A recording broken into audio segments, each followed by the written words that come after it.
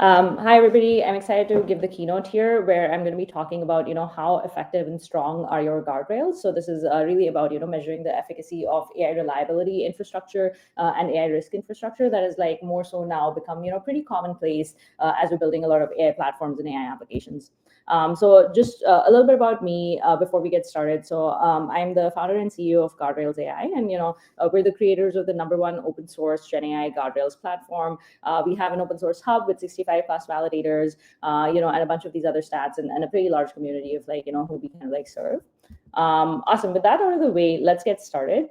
So essentially, a lot of this talk is really going to be about how we should add infrastructure to how we're building AI agents and AI applications, so that that infrastructure, allows us to make our AI applications more performant, more reliable. And B, as we're doing that, how do we really make sure that, the efficacy of the AI infrastructure that we add is, low latency, high accuracy, et cetera. So how do we really design benchmarks to kind of measure a lot of that?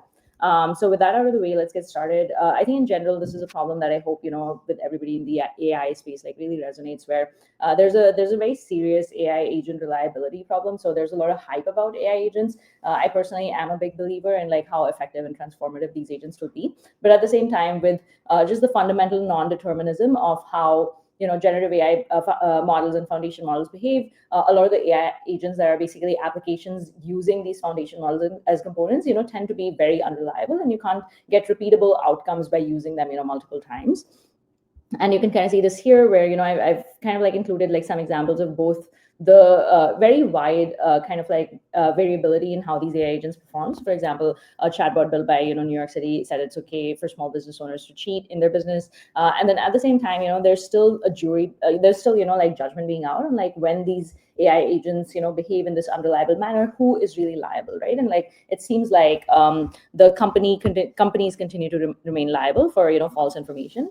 So in this environment, it becomes very important to kind of think through how we can start solving this problem using technological intervention.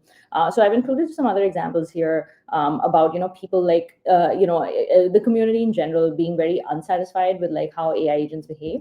But at the same time, this doesn't surprisingly impact the adoption of AI agents, right? So you continue to have workers embrace AI agents, coding agents, workflow automation agents, et cetera, despite all of these concerns around trust and reliability. So this really kind of makes it so that we want to start solving this problem from the ground up without because people are going to be adopting these systems one way or another. So we want to make sure, that we're making sure that their accelerated adoption is safe and reliable. So this is where AI guardrails can come in, and AI guardrails can help add a layer of validation and verification on any AI application that you're building. So before I'm gonna get deeper into what AI guardrails are and how well they perform, I'm basically going to give a quick overview of where they typically end up living in any AI applications that you're building. So let's say you have an LLM application that doesn't use guardrails. Typically what that would look like is that you have a prompt, and then this prompt feeds into an LLM. This LLM generates an output, and that's kind of what the this output is fed directly to your end consumer. And so you can put many different building blocks similar to this one app here. So as you go towards multi-agent frameworks, etc. But the core workflow tends to remain similar, which is a prompt that goes to an LLM and generates a response. When you want to add guardrails to your AI infrastructure, the core idea of guardrails remains very, very straightforward, which is essentially, rather than trusting the LLM to behave correctly, having this implicit trust in the LLM, why don't we explicitly verify whatever our assumptions from this LLM are, and then make sure that the behavior of this large language model is aligned with our assumptions, as our application evolves, right? So let's say instead of passing in the prompt to the LLM directly, what this looks like is we first pass through this explicit validation and verification layer. In our terminology, we call it a guard, which is basically a collection of small independent guardrails.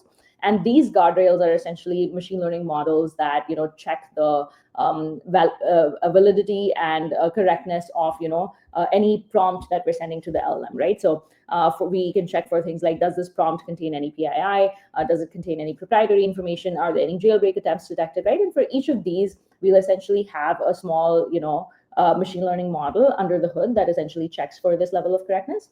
And then this kind of like, as you can already see, right, like one of the sources of unreliable behavior for LLMs is just how the input that we're passing to an LLM might not be correct or might not be reliable enough. So having this explicit validation and verification layer kind of like checks that at the source and make sure that, we're not relying exclusively on the LLM to, again, implicitly do the right thing, right?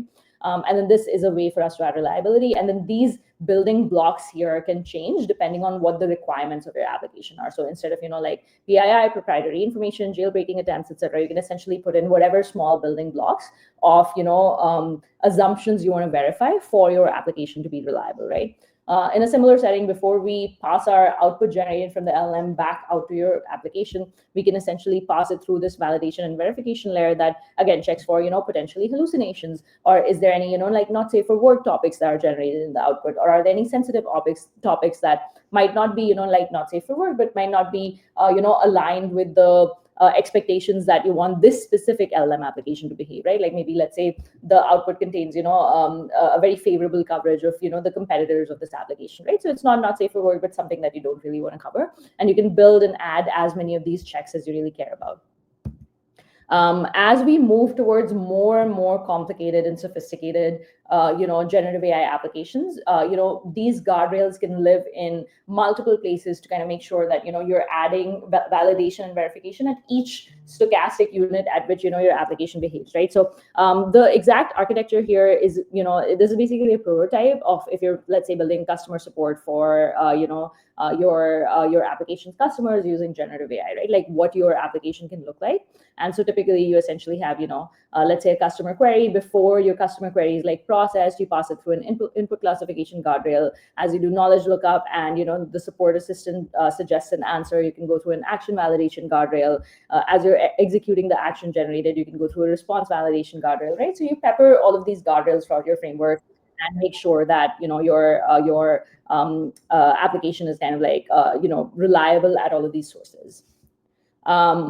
Awesome. So with that background out of the way, guardrails are essentially a technique with which we can add more reliability, more stability to our AI applications by doing very explicit validation, and they can, live wherever our LLM units live, right? So that's kind of like foundational background.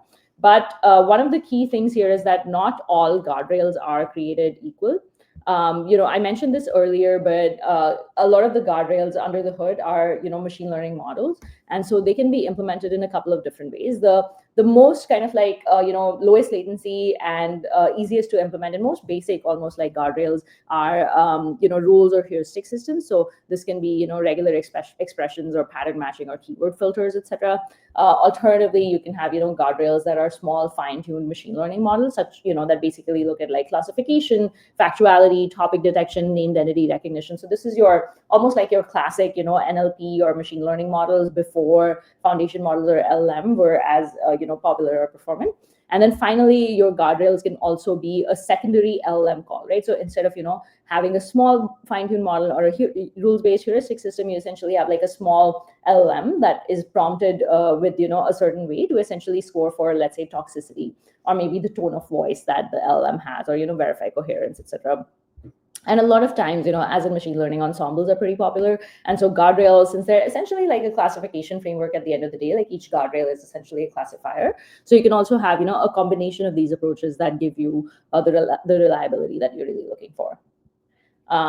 Awesome. With that out of the way, a lot of what we wanted to do in this talk was essentially really introduce, like, how do we think about benchmarking, these guardrails? So we see guardrails adopted, both by enterprises as part of their centralized AI platform teams, as well as within applications. But there's no real study or benchmark on how effective a lot of these guardrails are. So a lot of the work that we've done at Guardrails AI is, made a lot of investment into, creating these benchmarks for 6 tasks in AI, 6 of the most common tasks that people use guardrails for, create and curate data sets for them, and then, evaluate a lot of the most common popular solutions across them, right? And a lot of what we'll cover in this talk is like giving a little kind of like sneak preview into what is contained in that benchmark.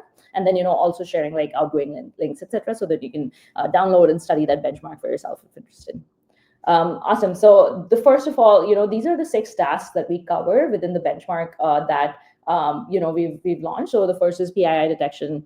This is pretty straightforward, detecting if there's like one of I think there's 19 PII categories that we track for: name, personal name, phone number, email, IP address, etc., as well as a bunch of other like personal identifying information categories. We're going to go a little bit into detail on what these categories are and how the performance kind of differs across these categories, in this talk in a little bit.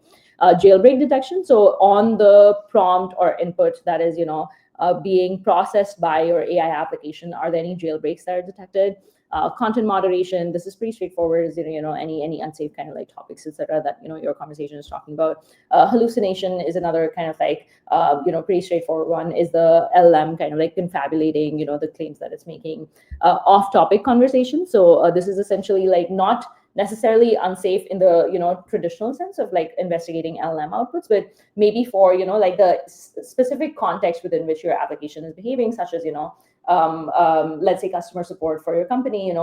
Is your application engaging in off-topic conversation, which isn't really relevant with your business KPIs or your product KPIs for what that application is designed for? And then finally, restricted entities. Are there any restricted entities that this chatbot or this AI application kind of like engages in, such as maybe talking about your competitors or talking about other entities that are sensitive to the brand for the AI application that you're building?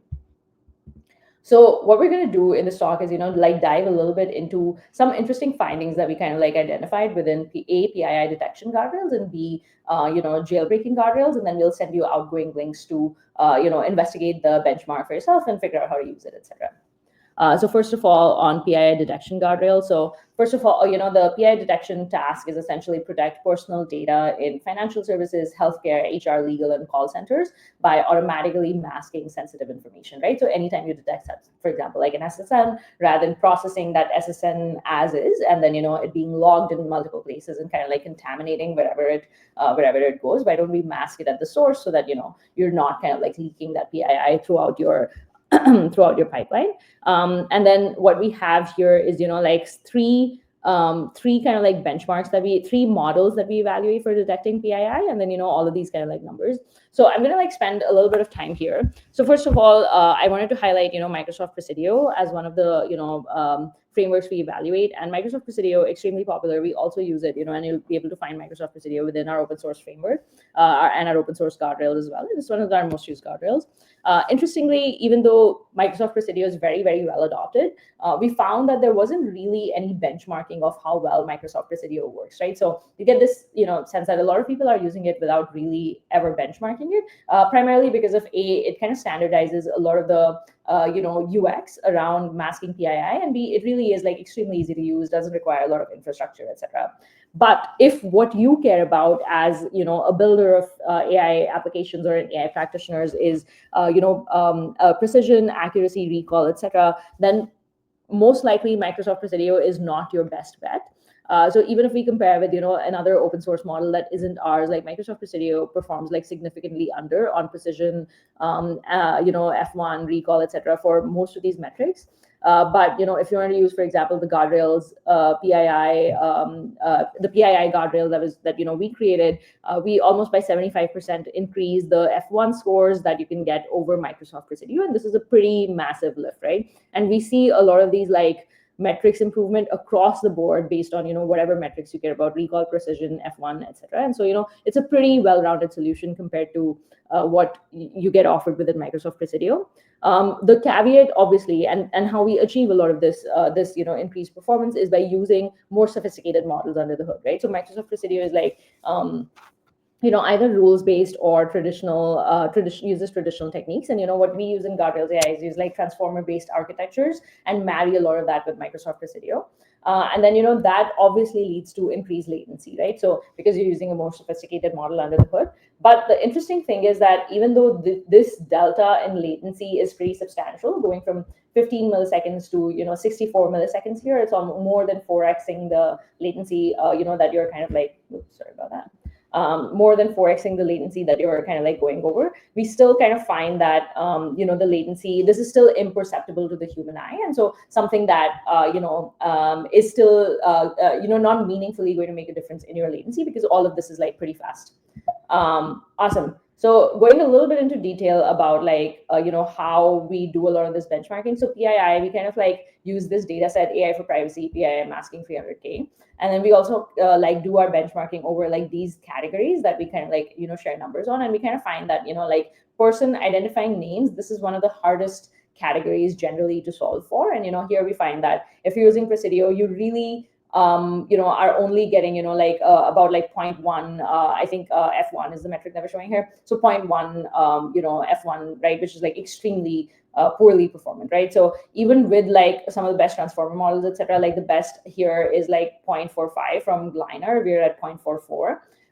Even with that, like, that's like, again, 4x better than Presidio, but still objectively, like maybe not as performant, right? Like, so that's one of the things to, be wary of as you're using these guardrails for PII, which is that these are all ML models, and, you're never going to get like 100% accuracy, but you can make like, intelligent and data-driven trade-offs about which guardrails you really want to use. Email address, phone number, and a lot of these other categories we tend to do like much better on, compared to person. And this is also where you see a lot of the, the work that we've done kind of like really come through as being like state of the art. Awesome. The second guardrails that we're going to do a slight deep dive into, or the second benchmark we're going to do a slight deep dive into, is jailbreak prevention. So jailbreak prevention is essentially the mitigating the risk of jailbreaking LLMs to bypass safety measures, producing restricted or harmful content, right? So that's kind of like the task that we're solving for. And then here's the numbers that I wanted to share with you. So we're comparing 4 models here. We're comparing the model that we created by Guardrails AI, Microsoft Shield Prompt, Anthropic, and Llama Prompt Guard. And these numbers are pretty fascinating. Overall, I think like one of the things I want to share is that Llama Prompt Guard specifically, you kind of like notice by these numbers here, which is that it tends to essentially be very aggressive in predicting everything as a positive, and you can see that true positive is 1, but false positive is also 1, and then your accuracy is like 50%. And if you care about like, again, precision, this is probably not the kind of like model you really want to go for, right? Like Llama Prompt Guard. Compared to Llama Prompt Guard, in fact, like even Anthropic maybe ends up being, a much more performant option. Obviously, the latency by Anthropic is like really slow, but and a lot of this is because Anthropic, you're making an external call, like network call to an LLM, and a very very large LLM at that, so you'll end up getting that performance, but like almost with like 20x or rather, or is this 40x like latency? But what we've really done is like we've like really tried fine-tuning a much smaller machine learning model on like the jailbreaking data set that we curated. And so we found that both in terms of AUC, ROC, as well as max F1, we tend to get like a very balanced set of performance across the board. And this also is like kind of represented in like the highest accuracy across the board, but again, making some of those trade-offs in like false positives, in like precision and recall, etc. The latency, Llama Prompt Guard, these are all, like kind of small fine-tuned models. So Llama, except for Anthropic. So Llama Prompt Guard tends to have like the lowest latency that we've seen, which is, 52 milliseconds on GPU, and we are not far behind on like 54 milliseconds. Awesome. And then, like doing a little bit of a deep dive into the data set. So we did a lot of work, like kind of like curating a data set here, primarily because we found that a lot of the data sets that we looked at were very incomplete and having good representation across multiple types of jailbreaks. The most common type of jailbreak that we saw across the board was role play pretend hypothetical. This is when you're giving an LLM kind of like the agency of like pretend you are an all-knowing agent that can answer all my questions, blah blah. So that's typically the type of attack that we saw overwhelmingly represented in these data sets. And so a lot of what we did was like merge this with like other data sets that we'd seen, apply a lot of augmentations to balance the data set, etc., so that we'd be able to get a much more rounded performance. And we kind of see we've kind of like included this data set breakdown here. The main takeaways from this talk that I want you all to kind of walk away with is that guardrails, as commonly as adopted as they are, being, the core thing is that guardrails under the hood are still ML models, and every ML model that you use should be benchmarked. And a lot of the work that we've done, in the index is basically, making it very, very easy to give you the data set as well as, the models to compare so that you can make intelligent and data-driven decisions about which guardrails to use. And then if you're interested, you can check out the full report at index.guardrailsai.com. Thank you so much.